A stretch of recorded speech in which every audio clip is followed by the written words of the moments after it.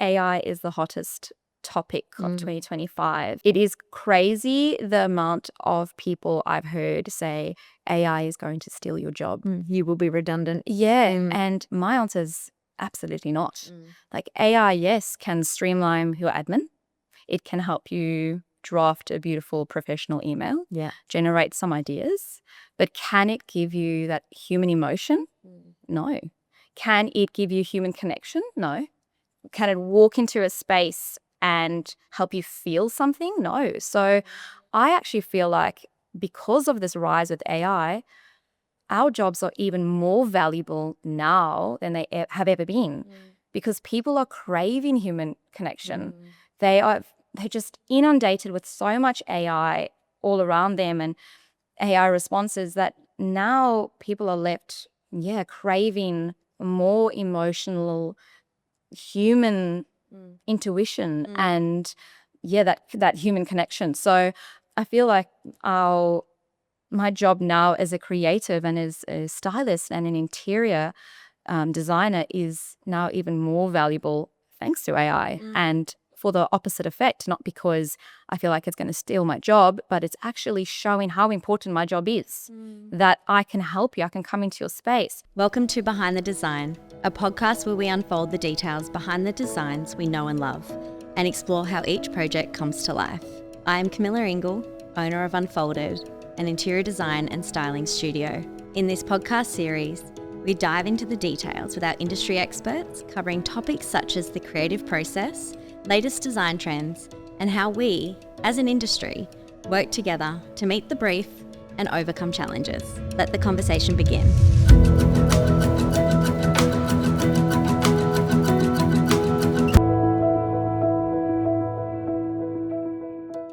Jen. Hi. Welcome to Behind the Design. Thank you for having me. So good to have you on. It's so good to finally be here. I feel like we've been chatting online for such a long time. So it's nice to meet you in person. I know, it's so good to have you. And we initially got together, on a phone call, didn't we? And we spoke about this recording, and I guess I really love just your enthusiasm for, you telling me your story about who you are, what you do, why you do what you do, especially with your beautiful projects, the Ambers, Port Stephens and Talm Beach House, which you're very known for, but also just, how you do things and how you operate in the industry. And I was quite inspired by your story. So I'm super excited to dive in. So do you want to start with, a bit of background? Yeah, sure. From Cape Town? I'm Jenn. Jenn. I'm an interior designer and stylist and just really passionate about renovating and building and the interior industry. I am originally from Cape Town, was born there, raised there, then moved overseas and traveled and worked, and then met the love of my life, and he's dragged me all the way to Australia, and I've been here for about 11 years now. Since coming to Australia, he was quite invested in the building industry, and I naturally just stepped in alongside with him. And about 10 years ago is sort of when I started in the industry and found a real passion for it. If we do rewind to when I was 12, 2002, you would catch me staying up late at night, playing Sims till early hours of the morning. I feel like that was my soft launch into the interior world. And fast forward to now, 10 years in the industry and just so passionate and enthusiastic about it. I love hearing that story again. You and I did go through that, but also The Sims. I will mention that we had a bit of a chuckle on our first phone call because I remember you saying, I read that you were into The Sims as well. I feel like it's such a staple of our childhood. Everyone had a study room, not everybody in the household had their own laptop. So you had a dedicated room, just like the computer room. And I remember I'd invite my friends over for a play date, and it was actually just them coming and sitting and watching me design a new home. I look back at it now and I'm like, maybe that's where it all started, like without me even realizing your passions that you do when you're young, without even realizing that they're so ingrained in who you are. Like that's something I was so drawn to. Yeah, and I feel like it sort of just keeps developing throughout your life without you even realizing. Yeah, it's like evolving. Yeah. Remember thinking that I was just so addicted to expanding communities as well. Like making, you always had like land to make bigger. Yeah. Putting the tiles down, extension. I think the craziest design I did on Sims was I designed this home, didn't really care about the lower level, just second story up. And then I went and I did a control, like little cheat code, and I control deleted the entire lower floor with an elevator. So from the outside, it looked like I had a floating house. And I was so proud of that. I remember all the cheat codes. Yeah. But how did we get them? Because like these days, I would not consider myself that savvy. Yeah, that's such a good point. There were so many cheat codes and they were like $, sign, Rosebud. Yeah. And there's this, you feel like a 999. You could afford like the really fancy spa and the really fancy bed. Totally. It was so good. I know. It was like a whole other world, isn't it? Yeah. Oh, I love that. Well, yeah, it makes so much sense that inspired, where you are today. And so if you think about like your partner, you were saying is in the building industry. Yes. How with your projects? So if we consider, was Talm before Amber's? Yeah. Yes. Yeah. So Talm, for example, did you get an architect in to do that, or was it an existing dwelling? Yes. How did it all work? So the story with Tom is really, really special, actually. We went to an auction and I had my heart set on this property at this auction. I'd already mood boarded, like Pinterest. This home I wanted with all my heart. We got to the auction and the opening bid was our highest bid that we could go. So immediately devastated, cried in the car, so heartbroken. And our real estate like tapped on the window and he said, "Hey, I've got a property that I'd like to show you." And it was just a piece of land. So he drove us to Anna Bay and showed us this block of land. It was just this narrow block of land. We didn't even know it was for sale. It was, so narrow. My husband said, "Is that for sale, that piece of land?" Everyone just assumed it was like part of council. And he said, "Yeah, that's actually hasn't hit the market yet, but the owner, he owns a house next door and he wants to sell this one and his one at the same time. Are you interested?" And I still in my head was to buy both. No, just to buy So independent lots. Yeah, got it. I in my head still, like I was still very raw.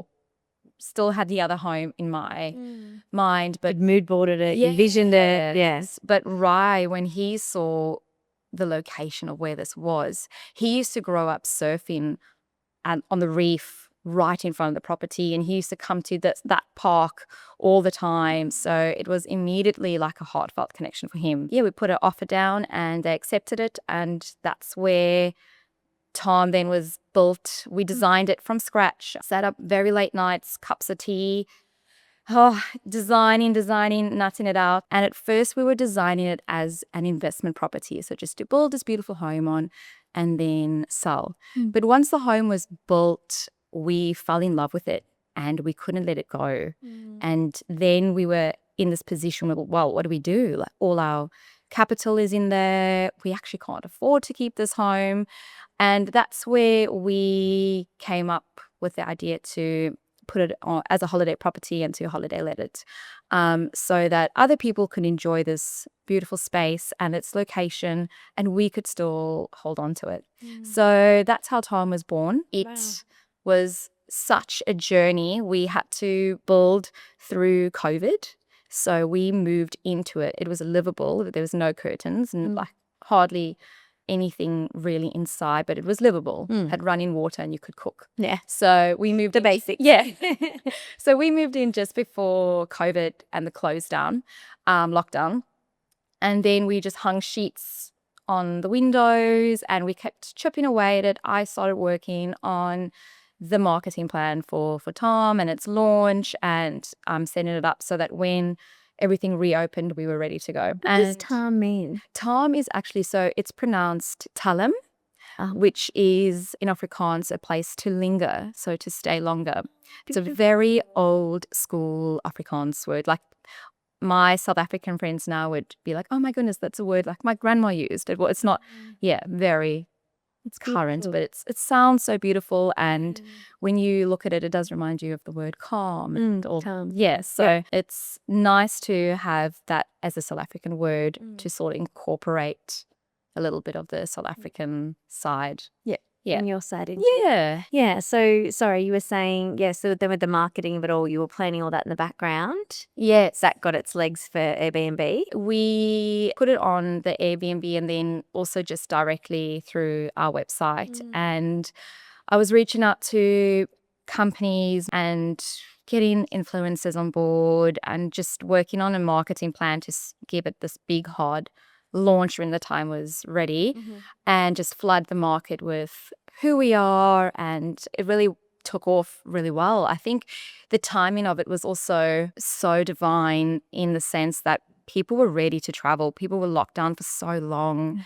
They were wanting to get out there and explore again. And so it was just beautiful timing. I feel very, very fortunate for Talm and how it sort of launched me into this career and into the industry, really. It was sort of like my showcase piece of what I can do. And it's something I'm really proud of. That's so good. And so that was project number 1.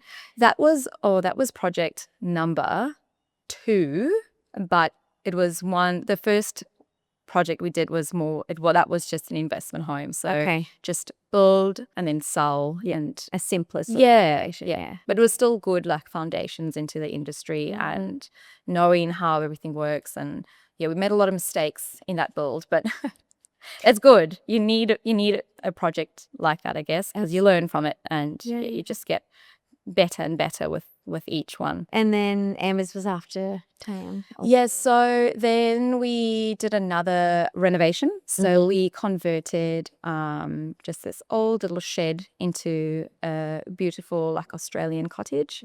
And we lived in there for a little bit. And then while living in there, we worked together with the family and renovated my husband's family home. So a home where he was born and raised his entire life. His father wanted to sell it because of the maintenance, and it was just the upkeep was so exhausting. And instead of doing that, we sort of pitched to him, well, what happens if we renovate it and put it on the holiday property market?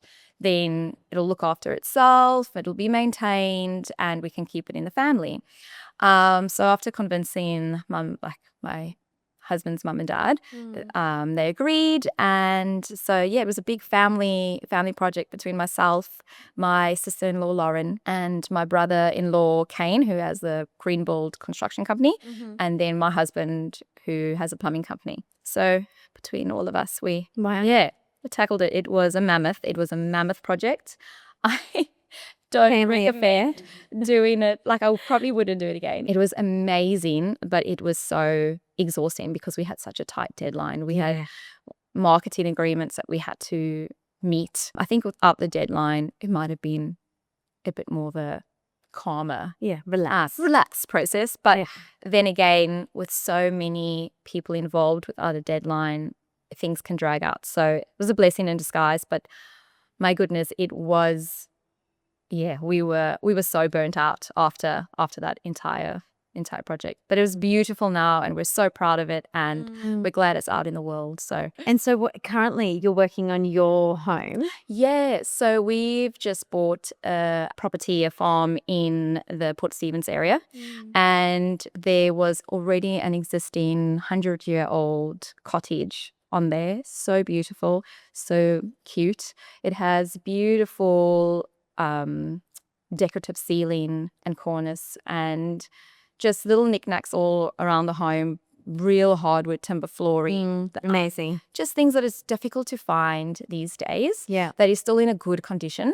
So we've restored that home, and that's where we're living now. Still busy with the reno. I feel like once you move into a renovation, everything slows down because it's livable, and then life happens and you prioritize other things in life. Whereas if you haven't moved in yet, that is your priority because you want to move in. Yeah. So it's taken a back seat, but our builder is back. He had a beautiful trip, well-deserved trip to Europe, and he's back now. So we are very excited to knuckle down and get it finished. So is it a bit of a juggle then? You got 3 kids. Yep. How do you, watching your stories and seeing how you're here, there and everywhere, doing it all, how do you find motherhood amongst all of It is a juggle, and from the outside, it looks like I have it all together all the time, and I really don't. I have had people say, like, how do you do it? Like, it looks so easy. And it's really not. If you walk into my laundry right now, that would sum up our life. Like, there's clothes that hasn't been folded in like 2 weeks. We've just moved from into this home, and there's still boxes that need to be unpacked. So when you are juggling motherhood and a career, something's got to give. And usually for me, that looks like the house. The house, unfortunately, it's my husband's poor. The house is what suffers. So I always prioritize the kids and then the work, and unfortunately the house gets left behind. But number 3? I think what's really important when you are in that season of trying to build a career, but also trying to juggle motherhood and who you are as a person, is to have patience with yourself and to give yourself a little bit of slack when it comes to things like that. If I had to beat myself up because, I skipped a night of like cleaning the kitchen or something, I just feel like you shouldn't be so hard on yourself and Give yourself some grace. That's right. Yeah. Give yourself some grace for the season you're in and this, like, where you are, like, in the flow, because you're going to have times where you do have it all together and it is going really well. And there's going to be times where someone's sick or something's happened at school, and like it's going to pull you away. And it's a constant tug of war between running a career, building a brand, and then being a mum at home and all the other things. So my advice would just be have patience, and I love the word that you use, grace on yourself, because what you're doing is amazing and you should be so proud. You should be so proud. That's it. And it is interesting that you say, what comes first and things like that, because it's that kind of balance, isn't it? Like, it's just remembering that you've got to have that balance even for your own mental health. I find, because you've also got to be, like you said, my kids, my work, and then my house. Yeah. It's like, where's Jen? That's right. You need to find time for yourself as well, so that you don't lose who you are in the whole process. Yeah. It's so important, and it is something that I am guilty of. I find myself getting close to feeling like I'm burnt out because I haven't invested or put aside enough time for what fills my cup. And I have to keep reminding myself and coming back to my why. Why am I doing this?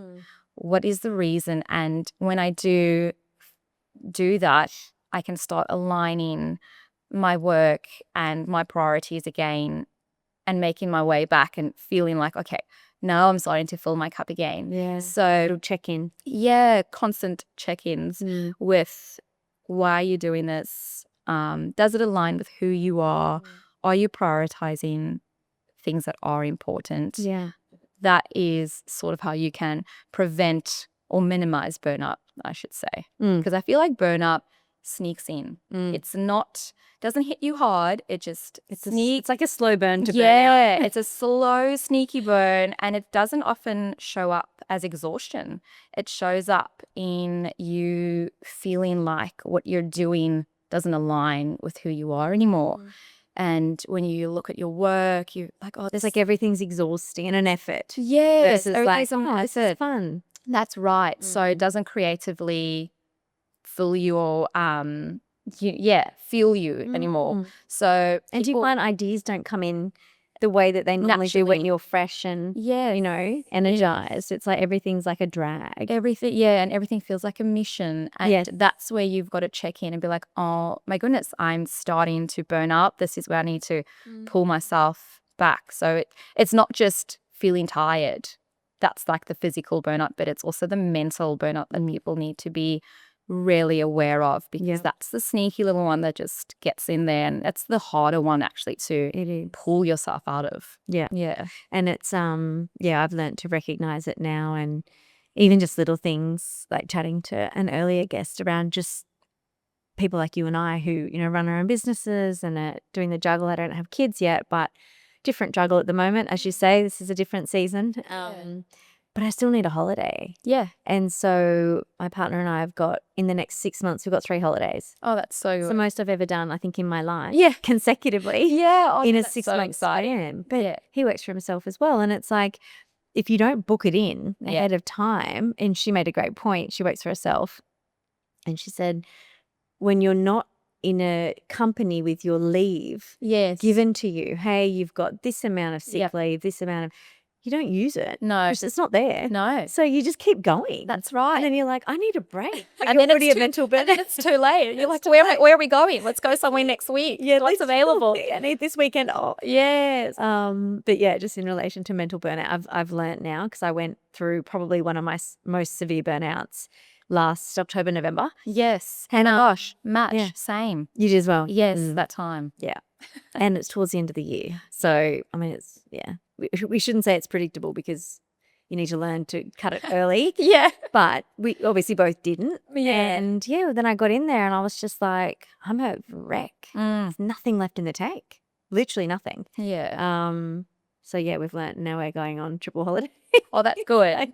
Yeah. New you for the year, the fresh year. Absolutely. That's so good. But don't you find, like, that break, it's not like, oh, have a break to not get into burnout. There are so many other reasons why taking that break is so important. Yes. Like, we will show up better for our family, our work, and ourselves if we are mentally fit, not tired. Yeah, that's so like true. for your kids as a mum. Yes. It's more than just a holiday. It's honestly, just as you said, it's a mental health check-in. It is removing yourself from your routine. Yeah. And when you do that, when you sort of break that routine, something chemically happens, and it does change the way you think, the way you show up. And it's like a refresh. It's like beep, refresh button, start over, and it honestly fuels you all that rest that's coming. Like, it's so important. It's so important. I feel like your mental health is the number one thing you should be looking after if you are running a business, because you will, like you said, show up better for yourself, for your business, and for your family if that is in check. Absolutely. So, yeah. And for your clients. Yeah. Or customers or, whichever area we're talking in. But either way, it's like, I'm not my best creative, inspired self, and I'm tired and burnt out. So, so many layers. Yeah. No, that's good. And so if we go back to, you and I briefly spoke about it, and I know that you've shared a bit on your stories recently, which I've been loving. Yeah. And that recent post. Yeah. As women in the construction industry, working with trades who are typically, let's be honest, men. Yeah. How do you navigate that space, with confidence and with backing yourself? Yes, I would love to rewind to 2 weeks ago when I was sitting at a cafe just doing my emails and admin, and I overheard this conversation. There were these 2 women sitting in front of me, and the one was saying to the other how she's doing this boulder renovation, and she walked onto site, and it was as if the trade rolled their eyes at her, just on a comment that she had made. Was she the owner? I think it sounded like it was her project, her renovation. Okay. And and as soon as she said that, it sort of hit home to me that, oh my goodness, this happens. This happens on site when you walk on, and, it could be your first build or your first renovation where you don't feel like you have that much confidence. So when you do walk onto site, you sort of feel like you become invisible, or when your opinions are not taken seriously. And that is such a shame. This is a topic that I feel like happens, but there's not enough people in the industry talking about it. And I made a post about it last week because it really broke my heart when I heard this conversation. So when I put this post up, I was flooded by people sending me messages. People commented on the post, but the messages that I received was just overwhelming. Just women saying, this has happened to me. Their experiences. Yes, like they've experienced this on site. And that just showed me that, oh my goodness, this is something that's happening, that more than we think. That's right, more than we think. And it's really sad because, you know, whether you're a woman or whether you're a man, it doesn't really matter. If you walk onto site, you should feel respected and you should feel mutually heard, that your opinions are valid and you're allowed to give them, especially if it is your project. I think it's so important that no matter who you are, whether it's your first build or you're seasoned, if you walk onto site, you should know and feel confident that you can give your opinion and that it will be taken on board and not just an eye roll and they'll look past you to your partner. It's dismissive. Yeah. And I actually experienced it on our very, very first build. And it wasn't our builder because they are beautiful and we've always used them. It was a subcontractor. And I actually can't remember if it was the aircon guys or like the tilers, or I really can't remember who it was. But I remember that I was standing in the home and I was giving like my opinion on something, and he looked straight past me to Riley, my husband, and just dismissed what I said and I had asked him. And I was sort of like, oh, like I just gave an answer to that. Did you not hear me? Oh, wow. And yeah, and it's sort of when I sat in that cafe and I heard the girl say how she got an eye roll and she felt invisible on the build, it hit home. And I was like, this is happening and people aren't talking about it, and they should, and it shouldn't be happening. So yeah, that's why I sort of wanted to bring it to light, because it's not only just a female male thing, it's a human thing. Like there should be respect on building sites. It's like entry-level respect. Yeah. Just everyone should feel that their presence is real. That's right. Not overlooked, dismissed, ignored. Yeah. So that's sort of why I just wanted to make that post about it on socials and get feedback from it. Yeah, it is very real. And I think sadly is the right word, I think it comes down to being educated.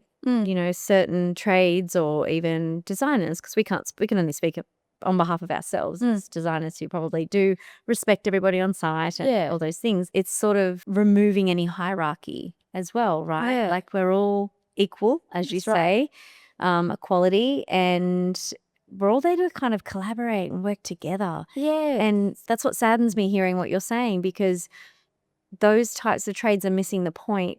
Or it could be suppliers, or it could be anybody really, anyone in the industry, but they're missing the point if they're dismissing anyone. Yeah. Because you don't know what everyone's thinking, and someone could present a really cool idea as well. Yeah. And we're all there to work together. And I think this is what leads me to my next point, which I always say to clients or friends or anyone that is starting, renovating or building, choose the right trades, because they're in there with you for the long haul. Sit down, meet It's not an overnight gig. No, like meet them, trust your gut, and you will see in your initial meetings how they respond to you and whether you feel like you're heard in those meetings. Absolutely. And if you don't, walk away. If they're the cheapest but they don't respect you, it's not worth it. No. Like you got to find the right trades from the very beginning, because they're going to be with you for the next 6 to 12 months, and you want your project to go smoothly, and you want them to hear your ideas. You want them to be on board with your ideas to help you make your ideas come to life. Yeah. The team that I work with are beautiful. We have fun on site. Like they prank me like daily, and I'm like, it's always fun. It's always fun and light and respect. Yeah, that's all the exactly things. right. Yeah. So that's what you want. Otherwise, you're going to hate building and renovating if you're not working with the right people. Yeah. And like you say, I think one of the key takeaways is just because they're the cheapest invoice. Yeah. Or just because they're the cheapest quote. Also, that could reflect on the quality of their work. 100%. If they're the cheapest, I'd walk away already. Yeah. What do they say? Pick the mid quote. That's middle, the middle guy. The not middle the ground. most expensive, not the cheapest, right in the middle. You pay for what you get what you pay for. Absolutely. Essentially. Yeah. Yeah. And you and I as well were chatting the other day just on, renovations and achieving the design that you want and your vision. And we bounced briefly on, AI and how that's impacting our industry. And I guess I think we both agreed that there's a lot of people saying, well, you're just going to get taken over by AI. And I remember when I first heard it and we actually spoke to, do you know Anna Karen? She's a Swedish designer. She was on the podcast. That sounds very familiar. And yes. I don't know if you saw her episode. Yes. Yeah. Beautiful Woman. And we had a really interesting conversation about it. And she raised really good points around it, which I would love our listeners to listen to her episode and have a good listen of that.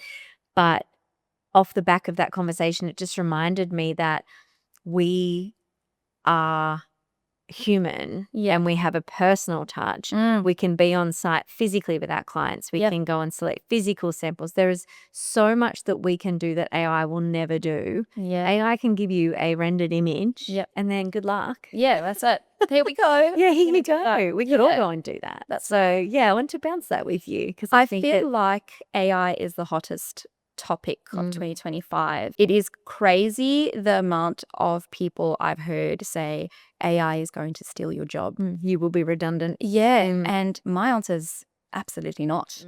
Like AI, yes, can streamline your admin. It can help you draft a beautiful professional email, generate some ideas, but can it give you that human emotion? No. Can it give you human connection? No.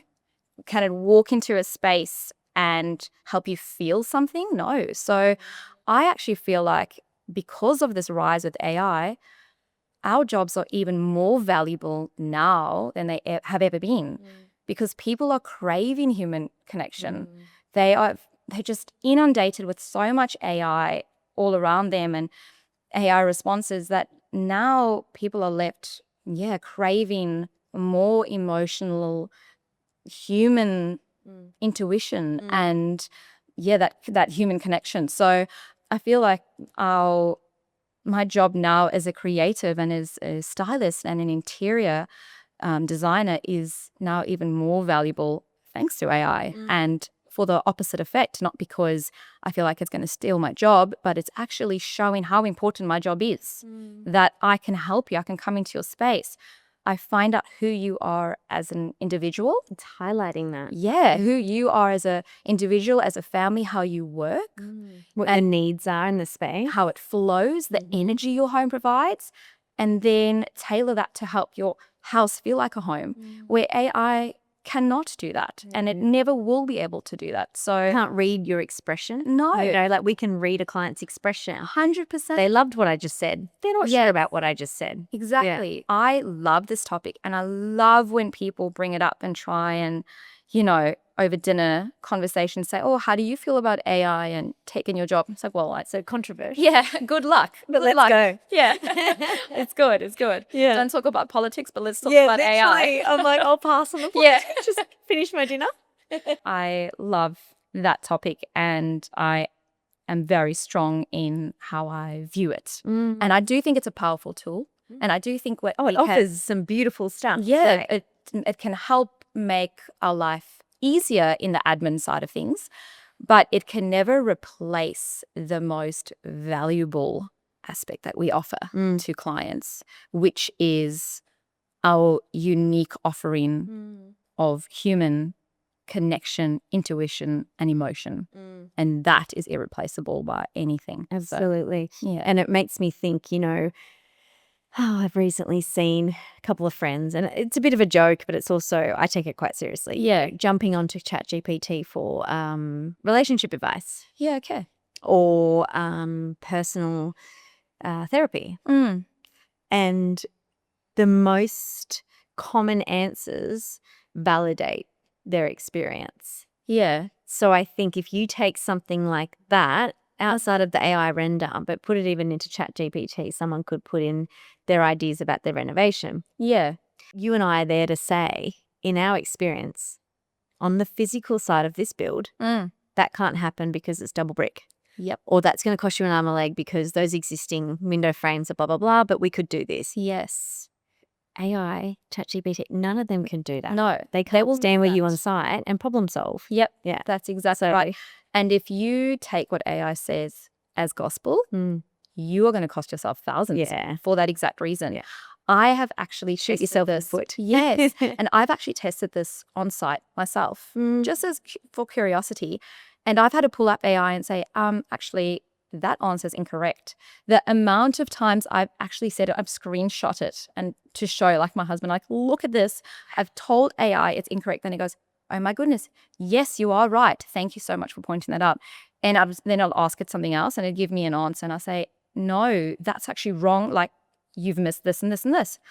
You are so correct. And then see how it validates that? Yes, it validates. So it makes you think that it's on board. But if people, it's not giving accurate. If people didn't know what to ask it, and absolutely, and just took what it said or spat out as gospel, you would cost yourself thousands. You can't just be like, give me a checklist or a budget for building like 4 bedrooms, 3 bathrooms. There's so many things it will miss, and it's like variables, so many variables. And it's not worth it. That's where you need a professional. Yeah. Yeah, you do. You need an expert, professional, and it doesn't have creative flair. Yeah. We've got that. Yeah. So yeah, it's a good we've given a little boost to non-AI. Yeah. Like ambassadors. Join our sign our petition. Jenn and Camilla on the AI bandwagon. No, I love that. I think it's so good to bounce this stuff. Yeah. You know, like-minded creatives. And it was, good earlier as well because I was chatting with some of the guests and just around, you know, how we get to where we are and what it takes to do what we do. And, you know, as they say, comparison is the thief of joy. And I wanted to bounce with you because we kind of briefly scanned over imposter syndrome and the vulnerabilities of all of that. Yeah. Have you experienced that firsthand? Is it something that's continuous for you? Yeah, or how do you that I still work on, you know, which may come as a shock to some people if you just see me surface level and you don't know who I am. Highlight reel. Yeah, that's right. Highlight reel. Yeah. But yeah, I do still struggle with imposter syndrome because you start, and I feel like that goes all the way back to what we discussed previously about burning out. So when you are not filling your cup, you're not aligning with your why, you then look at yourself and you start doubting what you're doing.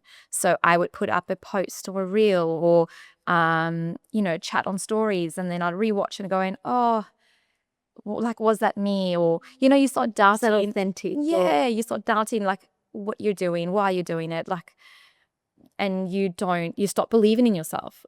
Really, that's really what it is you stop believing that what you're doing is good and what you're doing is authentic and it is you, but doubt kicks in. And I think it goes all the way back to my childhood where I was a serial people pleaser. I came from a very strict household full of love, beautiful parents, but it was strict.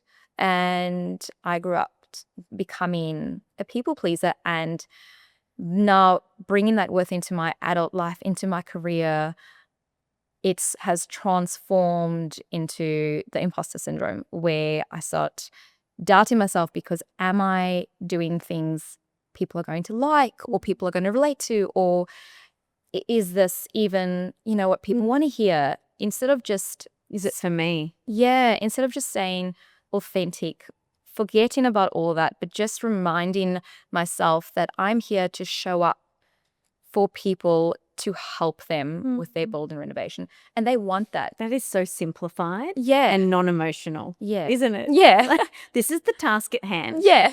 Yeah. But it keeps me in check with, I'm doing this because it's a purpose. Yeah, I'm helping others who are sitting in their homes not knowing what to do, or who's needing advice but doesn't know who to ask.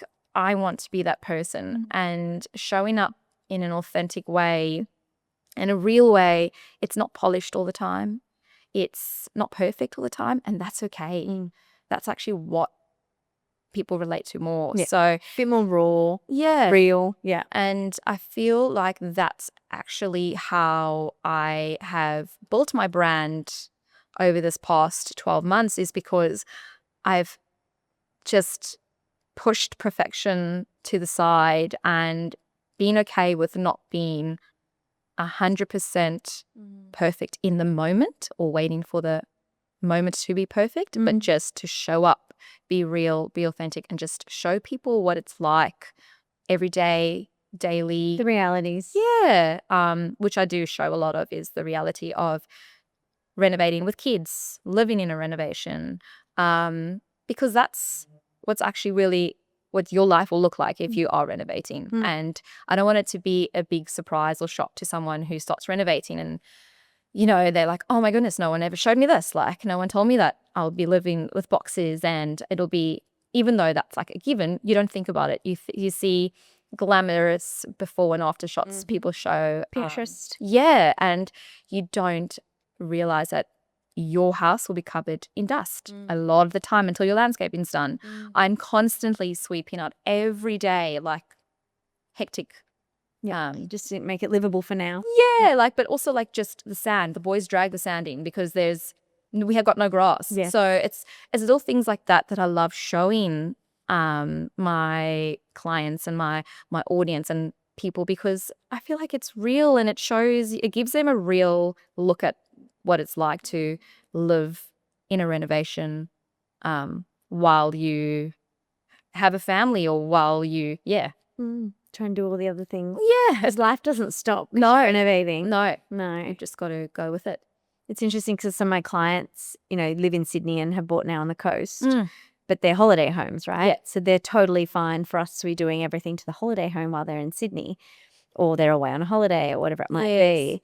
But yeah, it was funny the other day because I had to kind of have that same conversation with a client which I'm still navigating actually. So I'd love to bounce this with you at some point, but it's where all the deliveries arrive to site because you've helped them order them. They're all through your trade accounts. It's all managed logistically through Unfolded. Yeah. And then they all arrive to site, but I'm not there every single day unpacking and doing all the things.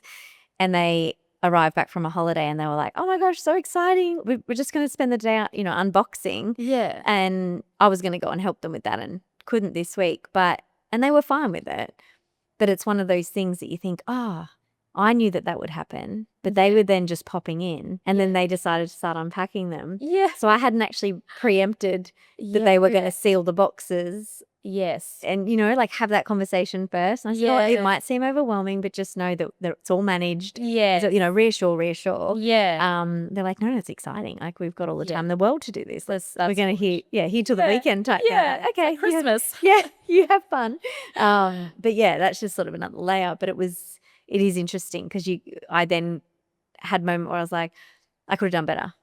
Yeah. You know, and I compare, what if another designer had all of this organized better than I would have, you know, and it's. You're always learning too. But yeah, it's the comparison bit of like, I hope that's okay with them, and they're lovely. Yeah. Beautiful clients. And they were so fine. They're like, no, we just appreciate you organizing everything. Yeah. So it flips back around. But yeah, you just go into that doubt. Yeah. Instead of just facing it with the facts. Like that's so true. And I feel like when you find your clients right at the very beginning, if you align yourself with the right people, they are just going to love you for who you are. Yeah. So it doesn't even matter. Things. Yeah, things like that, because they aren't there for those little 1%ers. Yeah. They're there for you as a person as well. So and the 99% of effort that you put in daily. Right. Yeah. So I think like that's the. So if we go back through 4 renovations now.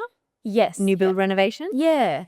Now, where would you say you start? What is your creative process? Yeah. How does it go?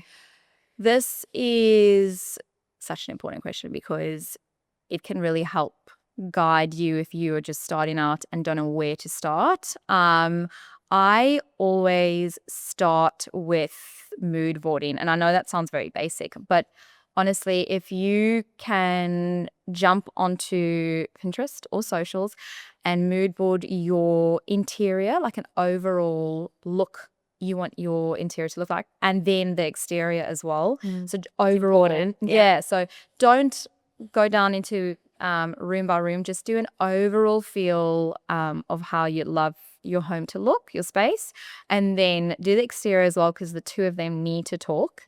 Once you have that, then you can move on to doing room by room. This is such an important step in the creative process, because you can easily get persuaded later on in a couple of months' time or through the build, if you scrolling on socials or on Pinterest and you go, oh my gosh, I love that, what that person's doing. And you can become fixated on trends. But then if you try and implement that, that's completely separate to your mood board, it will throw the design and the aesthetics of the whole space out. So don't look at all that for inspiration and look creative, refresh and refuel, but you have to keep pulling back to your overall mood board before you tackle on anything else. So that's usually what I advise to clients. And whenever I'm doing a build or reno, that's always what I do. And then I do room for room, like mood board and I love the room for room. yeah, It's all got to work in together. That's right. They all have to talk. All the spaces have to talk to each other. And then from there, I will work on doing selections for the main items. So flooring, it covers a lot of the space. That's very, very important. It also foundation too. It is the foundation, and it sets the tone of the home. So in a lot of our spaces, I love to have the outdoor pavers run straight into the house, because I am obsessed with outdoor indoor living. You will see this at my projects like Talm. You will see this at the Ambers. You'll see this in nearly all our builds, really. I love bringing the outdoors in and like inside out, where it feels seamless, and it's a beautiful connection. And yeah, that's to me something that really resonates with me during a build. And getting it right from the start. That's correct. So I'll pick flooring first, and then my wall colors, because that's another massive element that adds to the entire space. And then sort of work my way down from there, selecting tapwares, because that's the beautiful brass elements or metallic elements to the space, and then bring in wall through texture and materials like linen, rugs, and more timbers in your chairs and stools. And you sort of start bigger and you work your way in. And down to the detail. That's right. And then when it comes to styling, which is obviously what takes place last, I like to style very slowly. So I will not just style a space and then it's done. I usually, if I had the opportunity, especially if it's on my own home, I like to style very slow and gather treasures from travels and put that all around the home, and put artwork up from somewhere we found in Cape Town, or because I feel like that tells a story. It tells a story of who lives there. It gives your home more personality, so it doesn't just feel like you went to Target or Kmart. Generic. Yeah, took stuff off and popped it on a shelf. Can look very beautiful, but it can feel less personal. Yeah. So if you want it to feel like a home, like you live there, you deliberate, chose. Yeah, that's right. I always recommend to my clients and to people, don't rush the styling. I know you want it to feel complete, but that's something that is very personal, and it should be done organically and through bits and pieces over time. Yeah, absolutely. Yeah. That's a great tip. Yay. Love that. Yay. Love that from you. Yeah, so if we look back at little Jenn in Cape Town growing up, what would you tell your younger self if you could tell her? Oh my goodness. Yeah, With everything you know now. There's so much I would tell that girl. No, I think the most important thing, and I mean, this is cliche, but it is so true, is to trust your gut and believe that you do have the capabilities of success and doing well. You don't just have to go into a office job if that's not what you love. You can follow your creative passion, because I've been a creative at heart my entire life. My dad was in the film industry and my mom was a photographer. So I came from a very creative family. So just being super creative myself. I was in drama school when I was 12. I did normal school through the week, and then on Saturdays I would spend 6 hours at drama school doing acting and dancing and singing, because that was just a passion, just a creative little outlet. If I could go back to her, I would say just keep like chasing your dreams. And if you dream, and also this is a massive one actually, don't be afraid to jump, because some people feel like if they are doing something, I'm stuck in it forever. That's what you're doing. Like you chose it. Don't be afraid to jump into different career paths or to chop and change. Like you are a creative. You're passionate about lots of things. You're allowed to explore, change things up. Yeah, and I mean, there's no formula. Like who created a formula? Life is so short, really. Like if you think about it, and if you felt like you couldn't change just because you were scared of what other people were going to think, then that's a real shame. That's a real shame. So again, it's what people think. People pleaser kind of energy. Yeah, absolutely. Pleaser mentality. So don't worry about anyone else and just do what you want to do, and change your career if you want to, and take up a new hobby that people will be like, wow, that's really random or left field, but who cares? You do. You know? Yeah. I feel like that's a massive thing I would say to little 12-year-old Jen. Yeah. It's interesting you picked 12. Yeah. I feel like that is, without getting, too emotional, too deep, you and I can have a little DM at another day, wine another time. But I feel like after 12, my life changed a lot. My mom became very, very ill. She was diagnosed with breast cancer when I was 13, and I had to grow up really quickly, look after my brothers, and I said I wasn't going to. This is going to be your time. Take your time. Sorry. No, not at all. I didn't know that was a trigger. No, it's all good. I feel like I always choose 12 because that was when I still felt like a child, carefree, and I can go back and talk to her. Where after that, I had to grow up and help my dad look after my brothers. Massive change at 12. And so how old were you when you moved here? It was in year 2024, so 24 years old. Wow, okay. Yeah. Right. I left home at 19 to go to uni. So I studied marketing in university in Stellenbosch. So it was only about half an hour from my home, but I lived on site, like on campus in a sorority house, which was a lot of fun. And yeah, straight from there, I started traveling overseas and worked on the super yachts, and then worked in the yachting industry. It was only supposed to be a 6-month thing to explore the world and then come back and get a serious job. But I fell in love with just traveling and meeting different people, that I stayed for about 2 years, and then met Rye out one night, and he sent me a message over Facebook Messenger saying, hey, have you ever been to Australia? I'll be your tour guide. And I haven't left since then. So wow. So did you just come over and meet him? Yes. And my brothers, like you. I just got goosebumps. Oh, crazy, because he could be a psychopath. And I said, if he doesn't show up at the airport, I'll just go and like book myself on a Kentucky. Yeah. Like I can do other. Yeah. I'm just 24, carefree. It's like whatever, like I'll meet other people. And my brothers were just dumbfounded. They couldn't believe that I was doing this.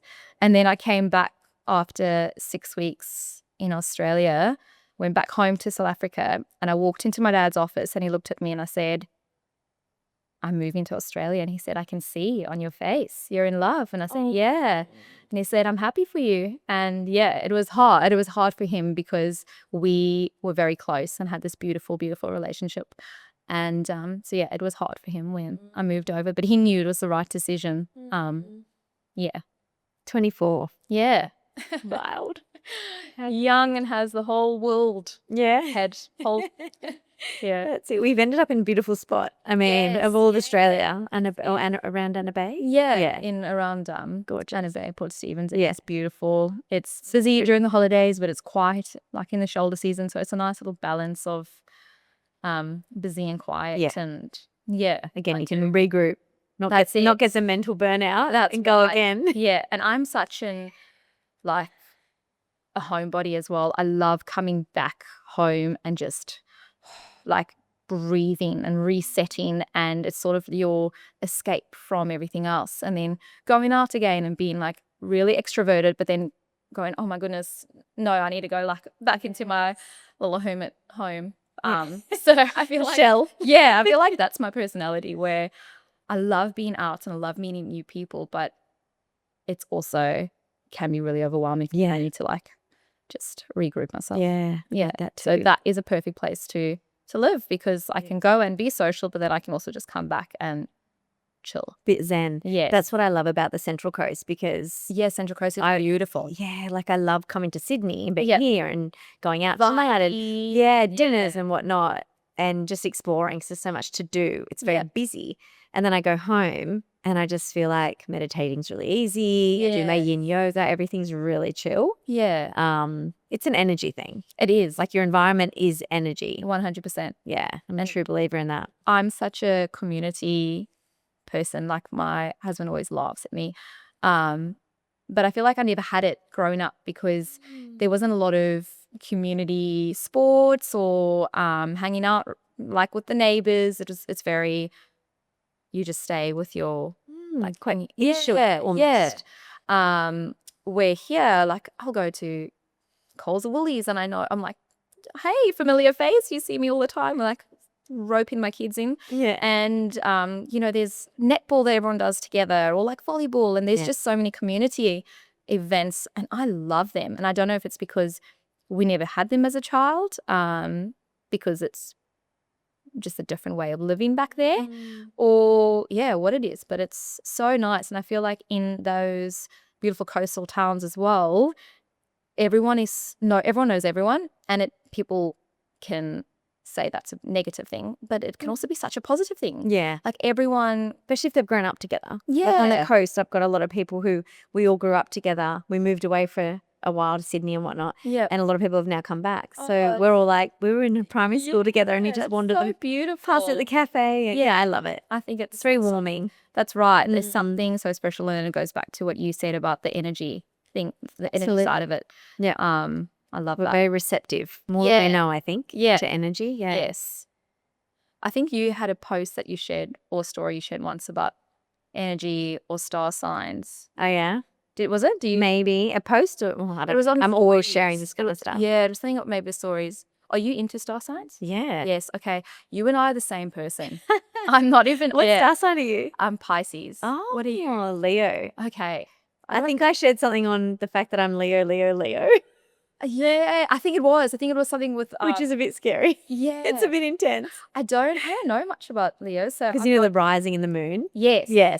Yeah, do you know yours? Yes, it is. Oh, I actually just put it in for a birth chart, but I completely forgot. We should totally do this. What it said, it'd be so Pisces is your sun, and then your rising and your moon. So your rising is sort of how you are with everybody, kind of as a front, and how you do things, and your moon is your more emotional side. Oh, see, I'm gonna like go to the car and look at you can just type in rising and sun, rising sun and moon. Sorry, that's so interesting.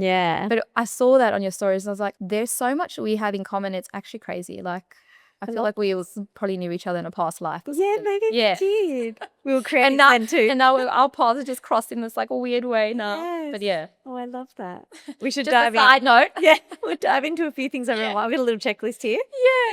That's good. I love that. What would be, if you could give your listeners, or the listeners to this podcast episode, a little takeaway, bit of a tip about something maybe you've learned recently, or with all your renovation work, and I would say the most important tip if you are doing a renovation or build is working with the right people.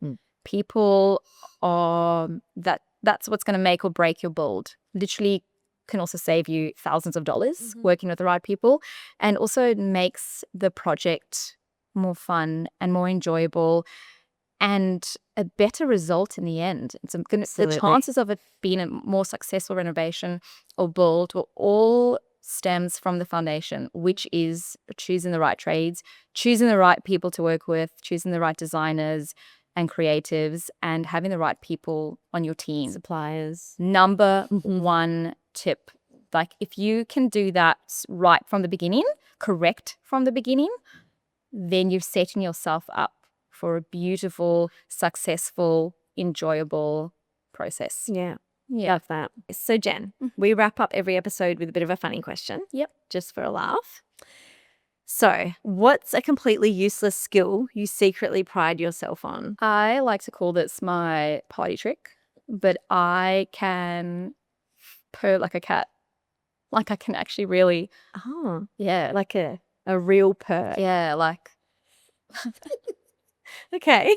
Do you want to share the purr with the audience, with the listeners? I feel like the time has to be right for me to do that.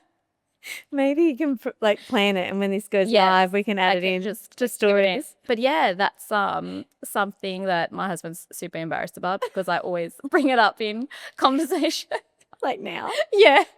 How did you discover that? I don't know. I think I was just younger and I could vibrate my throat. And yeah, it's literally just like a sound that my throat makes. And it's really, it sounds, I'd say it's really accurate to a cat. Yeah. There you go. So useless, but you seem pretty proud. Yeah, I was pretty proud of it. That's so good. I don't even know if that's a good answer. I love it. Yeah, it's so random. And lastly, where can people find you?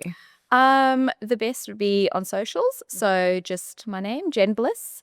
And other than that, if you'd like to contact me, you can send me an inquiry through my website. And I will get back to you. Well, thank you for coming on, Jen. Thank you. It's been a pleasure having you. It's been so nice to be here and to be able to chat all things design and renovation and everything else in between. Thank you for joining us on this episode of Behind the Design. We've created this podcast to bring people together, inspire new ideas, and foster a deeper understanding of what goes on behind the design. If you don't want to miss the next episode, hit the follow button on whatever platform you listen to your podcast. Until next time, keep creating and stay inspired.